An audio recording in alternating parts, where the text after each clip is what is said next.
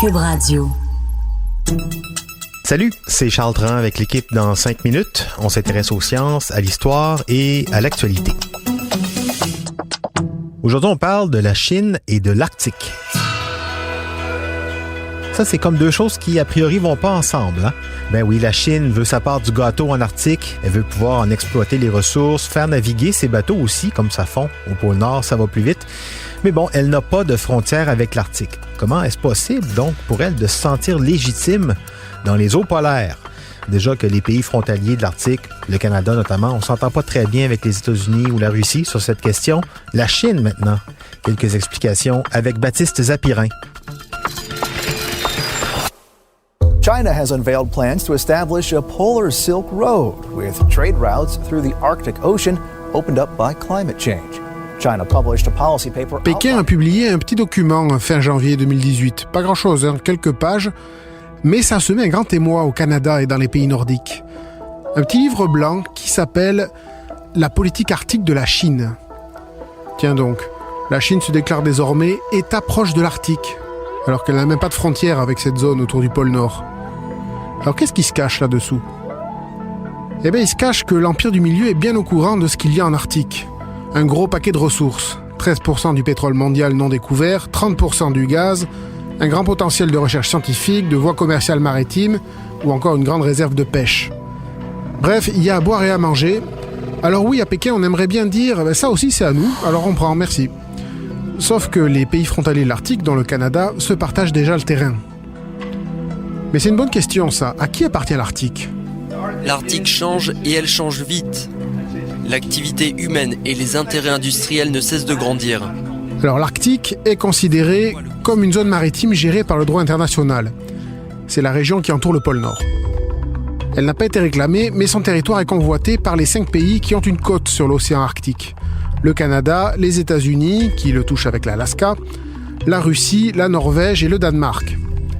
Ces 5 pays-là ont déjà leur zone d'exploitation exclusive, qui correspond à 320 km au large de leur côte arctique. C'est là qu'ils peuvent pêcher ou planter des éoliennes, par exemple. Bon, ça c'est le droit international de la mer classique. Mais ces zones-là ne font que lécher le bord de la surface de l'Arctique. Et pour revendiquer plus, les pays doivent démontrer que leur plateau continental, leur sol, se prolonge sous l'océan au-delà de cette zone de 320 km. Alors le Canada, le Danemark et la Russie revendiquent environ 1 million de kilomètres carrés chacun. Leur dossier est toujours en cours de traitement.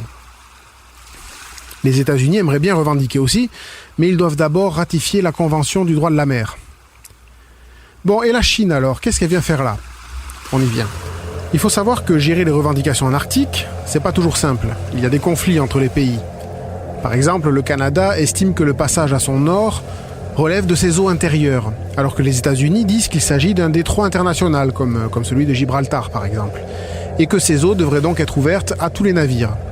Et pour résoudre ce genre de conflit, il y a le Conseil de l'Arctique, un forum qui compte les 5 pays frontaliers, mais aussi la Suède, la Finlande et l'Islande. Et d'autres pays en font partie à titre de membres observateurs, par exemple la France ou la Chine, la voilà. Elle a manœuvré pour y parvenir. Elle a prêté beaucoup d'argent à l'Islande, qui était en banqueroute après la crise financière de 2008, et en échange, l'Islande a soutenu Pékin pour obtenir un poste d'observateur au Conseil de l'Arctique en 2013. La Chine observe donc, et elle espère aussi pouvoir développer un grand projet de route commerciale, la route de la soie polaire. Ces cargos commerciaux partiraient du port de Shanghai et pourraient se rendre en Europe par le nord, au large de la Russie. Ce serait un gain de temps considérable, et donc un gain d'argent. 6000 km de moins que la voie classique qui passe au sud par le canal de Suez. C'est pour ça que depuis 2013, Pékin appelle ses entreprises à investir dans l'Arctique en construisant des ports. Elle place ses pions. Les Chinois ont aussi acheté des mines canadiennes au Nunavut, dont les matières premières pourraient transiter via cette route de la soie polaire. Bref, le monstre économique chinois va se mêler de la conversation en Arctique. On se demande ce que ça va donner, sans doute un nouveau volet de la guerre économique mondiale en cours. Comme l'expression « guerre froide » est déjà prise, il faudra sans doute parler de guerre polaire. Ouais, et tant qu'à jouer en Arctique, aussi bien les voir aussi en Antarctique, au pôle sud, où on apprenait récemment que la Chine vient d'y construire un aérodrome, une piste d'atterrissage pour des avions plus gros, sur de la glace, 1500 mètres de long, 80 mètres de large, bonne grosse piste. Il y en a déjà, hein?